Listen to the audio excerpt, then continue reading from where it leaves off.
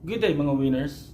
Ngayong araw ay iisa-isahin natin ang mga nagagandahan at mga unique na buildings and towers ng Bonifacio Global City or BGC. Tara!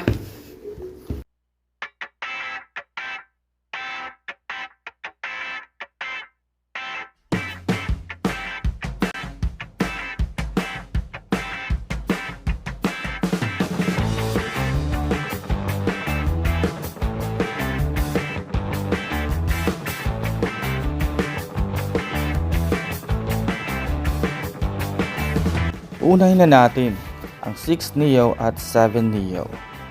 Bakit ito iconic? Sa di kalayuan, mistulang patagilid ang mga floors nito.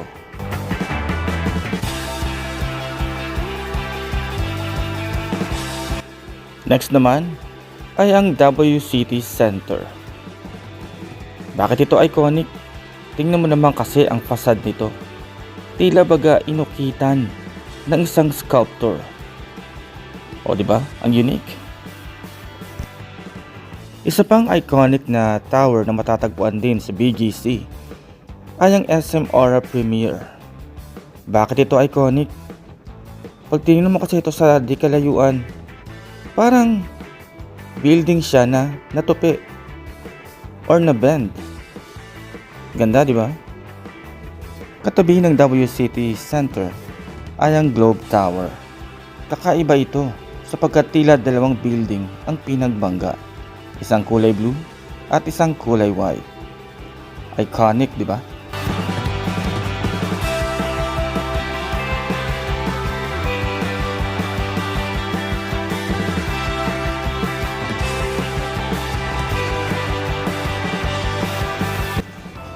Isa pang kapansin-pansin na gusali ay ang The Finance Center. Hugis oblong kasi ito. Kurbado ang magkabilang gilid.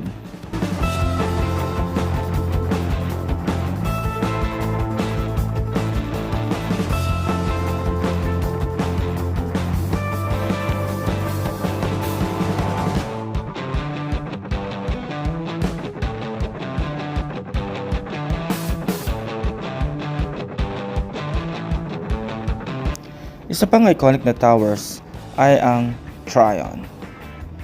Bakit iconic?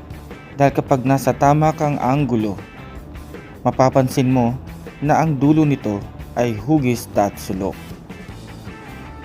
Ang ganda, di ba? At kung ikaw naman ay galing sa EDSA Ayala papuntang BGC, hindi maaaring hindi mo mapansin ang twin towers na ito ng Pacific Plaza Towers. Ganda, di ba? Dalawang kulay asul na curvy ang shape.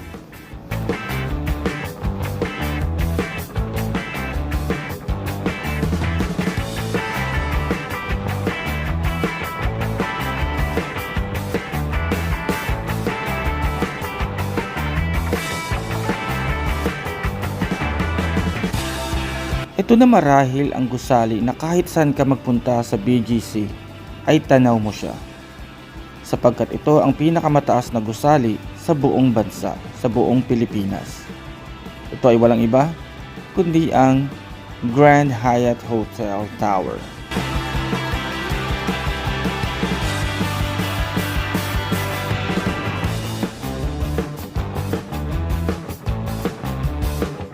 Kakaiba rin ang gusali na ito sapagkat tila baga gawa ito sa Lego. Napaka-dynamic ng gusaling ito, ng shape nito.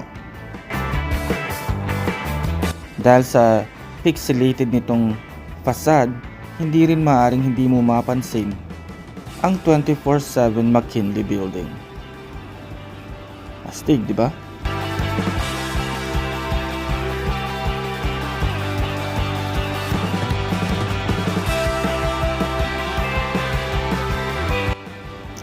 Sa tapat ng Market at SM Aura naman ay mapapansin ang tila dambuhalang espada na gusaling ito na Hotel 101. Kapansin-pansin din ito sa gilid ng C5. Subalit kahit gaano man kagaganda o kailigante ng mga gusali o mga tahanan dito sa lupa, hindi pa rin ito mapapantayan ang inihanda ng Diyos Ama sa langit para sa atin. Gaya nga ng nasusulat sa Juan 14:2, sa bahay ng aking ama ay maraming silid. Kung hindi ito totoo, sasabihin ko ba sa inyong pupunta ako roon upang ipaghanda ko kayo ng inyong matitirhan? Ang Diyos ay naghanda ng tahanan sa langit para sa atin, at malaya at libre niya itong iniaalok sa bawat isa kung tatanggapin lamang natin ang kanyang bugtong na anak bilang Panginoon at tagapagligtas. Na-enjoy mo ba ang video na ito? Mag-follow ka na at mag-subscribe para hindi mo ma-miss ang mga susunod ko pang mga contents. Thank you for watching.